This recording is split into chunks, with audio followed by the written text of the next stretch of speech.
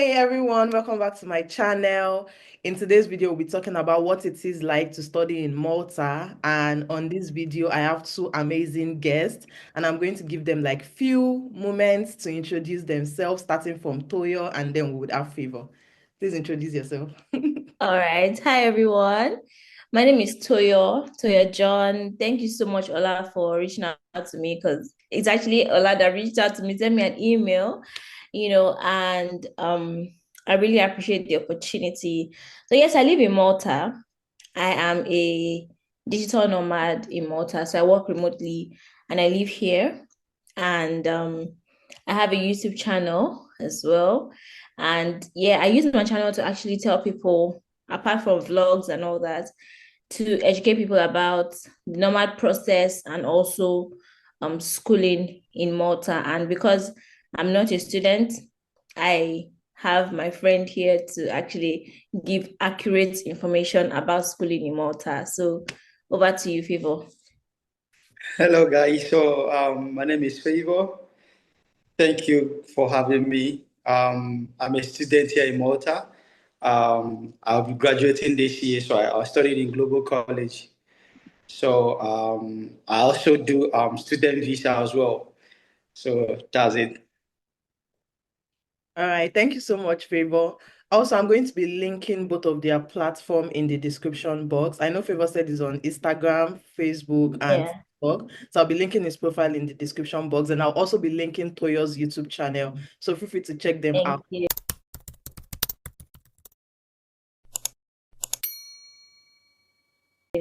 So I feel like most of the question would be directed to Favor specifically, except if Toyo, wants to like chip in something or whatever. So I would say, I mean, you kind of already introduced yourself, but can you tell us a little bit about like your educational background? I know you said you are studying and you'll be graduating this year. Like, are you doing your master's or is it like a bachelor's degree? Okay. I'm actually doing my bachelor's degree, and it was a 3 years course. So this year is gonna be mine. I'll be rounding up this year. Yeah, So far so good. Well, it have not been easy when we started, but currently, God have helped us. It's a bit easy now, unlike when I just arrived here in Malta. But now it's easy because I actually am working as well while Mm. studying. Just twice a week we go to lectures, and sometimes it's always online lectures. So they give us time to actually do other things as a student. Normal as a student, you can work 20 hours. Mhm. So that's it. Okay. All right. Well, thank you so much. So, what would you say influenced your decision to choose Malta as your study abroad destination? Why Malta of all places? Yeah, when I did my research, so I found out first of all, Malta is an English-speaking country, and it's a small island that gave you that opportunity when you come in, you're gonna explore the other European country, which the Schengen visa and all that, and most especially it's a bit affordable. Yeah, it's a bit affordable compared to other European countries as well, and their courses here is quite nice, and there is job opportunities here in Malta as well for students. Those that actually know what they are doing, definitely there is job opportunities. Even some of the students who that came through me, all of them have gotten something doing as well. So that's it. Okay, that's good because I feel like I like the point where you said that for people that know what they are doing, because I feel like most people are always saying, oh, there are no jobs in this country. Even people say there are no jobs in the US, and I'm like, if you know what you are doing, you will actually yeah. get a job in the US. So I like the fact that, like you said something like that. So can you walk us through like what the application process is like for Malta? Like, It depends if the student is gonna, go with an agent, or the student is gonna apply by his or herself. okay. If you are applying by yourself, it's gonna be like online. When you go reach out to the school through their website, you message them. The application is online, whereby you're gonna do the registration online. You pay the application fee online, which by one of the admin team will, message you, and it usually takes time, because a lot of applications do come in, even from agents and all that. So it takes time for them to reply individual, those that applying by their itself and all that. But if you are using an agent, that actually know the in and out of the process is actually is more easy, easier than doing it on your own, whereby the some schools take application fee first, while some doesn't. After offer later, then you're gonna pay everything together, Okay. with the school fees. Why some schools doesn't take application fee after the offer letter, then you're going to pay the application fee before the visa process. Okay. That's it. So after applying, that they're going to reach out to you. After your document, they will review your document. Then they will reach out to you for an interview. Then after the interview, and then you make your payment, your tuition fee, which is very important. Here in Malta, they don't take installment payment. If you are coming for a bachelor degree, for let's say it's a 3 years course, you have to pay the first year complete before coming in here. If you are coming for masters, you have to pay the complete school tuition fee for the masters. Masters are 18 months from 1 year thereabouts. So while some school they will allow you to after paying your application fee, you're gonna apply for your visa. So when your visa comes out, then when you're gonna make the payment. Why some you have to make the payment before applying for your visa. So that's it. Okay. So from everything you said, I have like few questions. I know you said something about documents. What would you Yeah. say are like the essential documents for students that want to apply to Malta? Currently easy for bachelor degree students or masters, Yeah, it might be both. both. Yeah. Okay, bachelor degree student. Before when I did my then, they accept only WAEC, but recently things have changed. If you are coming now, you have to some school take WAEC and transcript of if you have diploma, transcript of diploma and your WAEC. So Okay. that's it. Why masters you have to have your some school doesn't some people accept what is it called HND, why some does not. Depending if you have a HND in business, most of the courses here in Malta are based on business, management courses. So if you have background in management courses or some healthcare courses, definitely they will accept your what is it called, your HND. Why some school does not, you go with your bachelor degree transcript and your CV and all the rest of the document. They will be asking you to provide your personal statement, English proficiency, and all that. So Yeah, so for the English proficiency, because I know like that is something that the US does, like the US waive English proficiency because we speak English in Nigeria. So is that something that Malta also waive, or you have to do like an exam to show that you're proficient in English? no, you don't need to do an exam, but if you can, that's a document you can get from your school where you graduated from, Okay. maybe from your secondary school. Those are coming for bachelor degree. Those coming for master, you can get it from your university or your polytechnic where you graduated from. So they're going to issue that medium of instruction. It's just the same thing as what is it called, English proficiency. While some school, when they issue your offer letter, there is an option you're going to tick, like is it advanced English you have, is it proficiency, is it so is it beginning and all that. So you just have to tick it, the one you can. When they interview you, the interview is more of they want to test your English as well if you're outspoken and all that. So Okay. that's it. That's good. So something else I was going to say is like, what is like the application window like? Is it like, do you have like, how many terms do you have? Because I know in the US we have fall and we have like spring semester, and like there are specific application window for both. So do you have Okay. something like that, or it's just like any time you apply, you get You- that? You're actually talking about the intakes, right? Yeah, the intake, yes. So the different schools, some run three intake in a year, some run two intake in a year, while some run four intake, depending. We did the January intake. Currently, we are some school did February intake, and some are currently on what is it called, April intake, while some is going to do June intake, some is going to do March intake for bachelor degree. So some school run three intake in a year, some two, some four.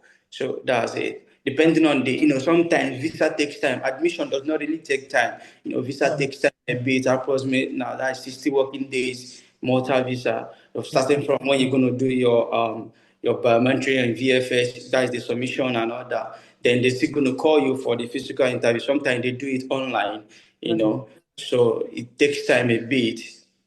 Okay. All right, that's good. And I know you mentioned something like agents, and I'm sure that my subscribers will be curious. Can they contact you? Like, do you also act as an agent? Can they contact you? Definitely, I'm an agent here in Malta. I have, I as to you can confirm, can testify of that. I've had a lot of success of students who have come through me and still waiting, and yeah. All right, that's good. All right, so let's move forward. Are there like specific challenges that you anticipate prospective students might face? Like probably with like application, or it could be with visa or whatever. What are like specific challenges that you That think you might that face? is that is no really challenge. Just that sometimes student does not follow instruction and they don't make research. Even though you are using an agent, I like when you are using, if agent is telling you something, you are as well making your own research to confirm if this thing, this this agent is actually saying if it's true or not. Yeah. That is the only challenge is students they like for everything to just give them spoon feed them and all that. So that's why that's the challenges students normally have. You Okay. know, in aspect of not making research and all that. Yeah. So that's it. We need to also mention that, of course, I think a lot of people just feel like, okay, if you're an agent or if you're helping out, if you're helping someone with the process, it's 100% guaranteed. Like we're just having this conversation a few days ago. I was having you a favor. It's not 100% guaranteed. Like the work of the agency is to put you through, right? To help you out, give you some tips and tricks maybe that you might not find everywhere because the school you're applying to would not tell you everything. They Mhm. wouldn't tell you a lot of things yet, but the work of the agent is to actually put you through and give you this information that you need. But of course, there are people that for one reason or the other, they didn't get their visa, they didn't Yeah. get their for one reason or the other, and it's no fault of of the agent or even the school, right? It's the visa officials that determine whether you come into their country or not. Yeah. So I can relate very well with US because the way they spam people rejection. yeah, And yeah, I like the fact that you kind of already spoke about visa because that was like going to be the next question I was going to ask. Like, what is the success rate for like Malta visa? The visa is, I will not say it's not that bad in rejection, but people are getting refusal no more. People are getting, not everybody is going to, come in, and not everybody is going to, get the visa. so So, do you have more success than rejections or more to rejection me, I'm speaking for on my you? side. I have more Yeah, success than rejection. So I rejection. have more success than rejection. Another thing is that why I say I have more success because if you contact me, I have to first of all check your age. Age differs a lot. Some people will be like 40 years, they want to go for a undergraduate diploma. It doesn't make sense. School, they need the application fee. They are generating money from the application fee you're paying because Yeah. refund it. So they're not going to tell you all this, your age. They'll issue the offer letter, prepare you, and you submit. If you get visa, if you don't get visa, they'll ask you to reply again. Even if you pay school fee, they'll give you another option to try again.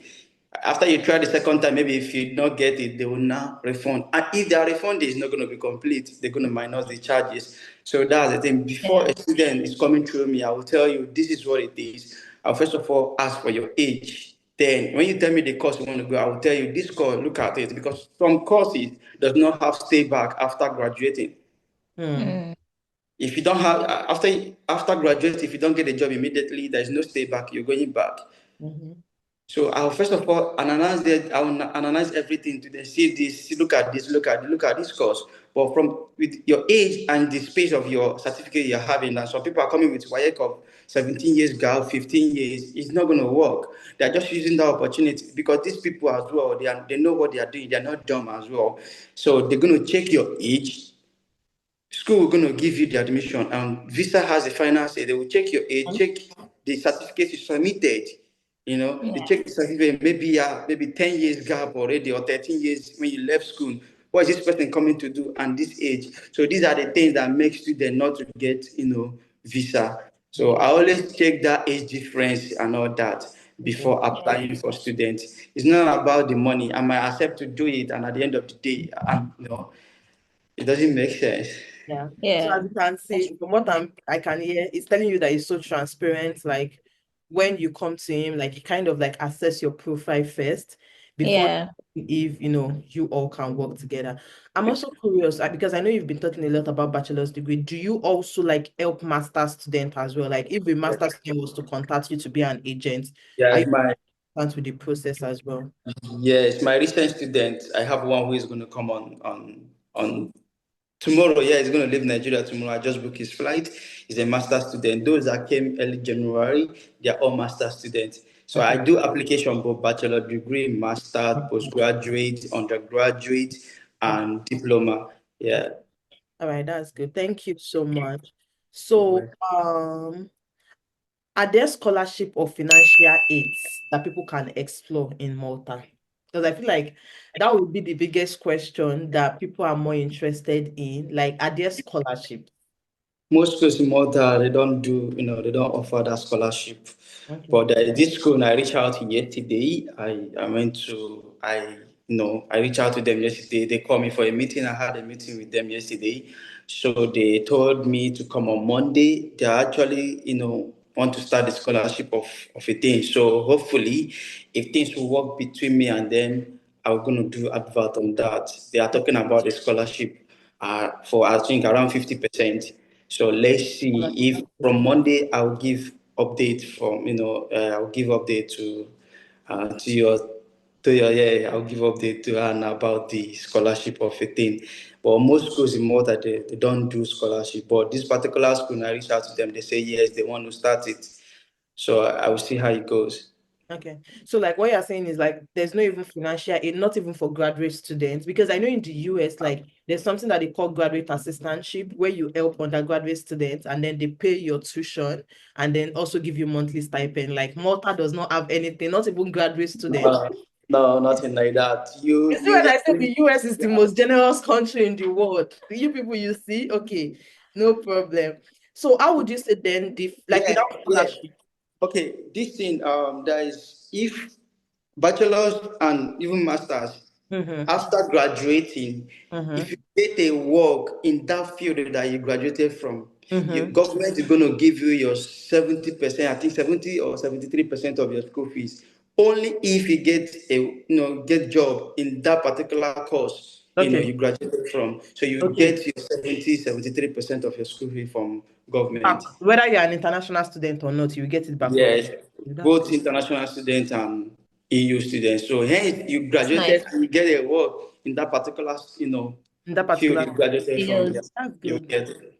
That's So good. That's good. So how without scholarship, how would you say how affordable would you say Malta is for students?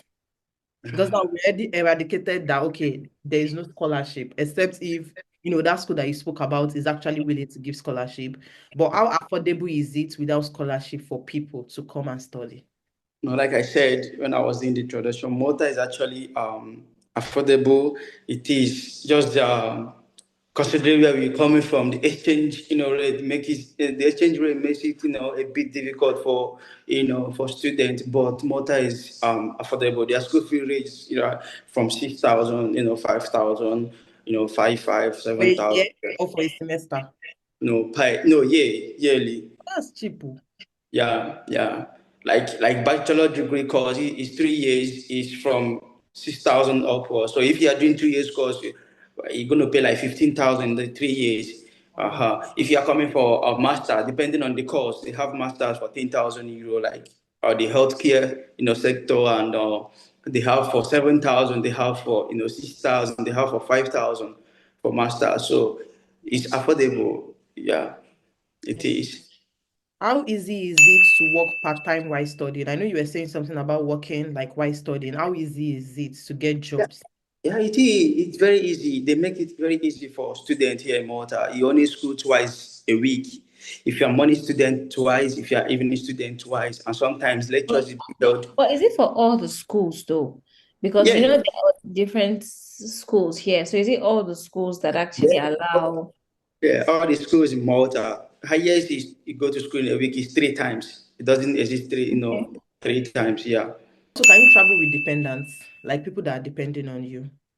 No, Malta does not allow dependent family or anything. Just a single, study visa only you. Yeah, So Okay. maybe yeah. all right, that's good to know. So there's no dependent for a study visa. There's no dependent in There Malta. is no nothing, no dependent. Then what is it like after school? Like, are there job opportunities for people? I know you kind of like touched a little bit on it, that there are job opportunities, but like how frequent are like the job opportunities for people after school? And like what is the process like after school? Do you have like a post-work authorization after school, or you apply for permanent residency, or just walk through that process? No, after school, first of all, you have 6 months stable to get a job. Even though if you come in, you can start working after getting your resident permit. Then any organization you're working, Mhm. they're gonna apply is compulsory. They must register you to Job Plus Okay. when you get your license. Mhm. Any Or organization that is residency card. compulsory in Malta, that is compulsory in Malta. Any organization you're working for, they will register you to Job Plus where you'll be paying your tax and get your license. That is your working permit. So Okay. that's how it works here in Malta. Okay. Because if they did not register you, they're going to find the organization.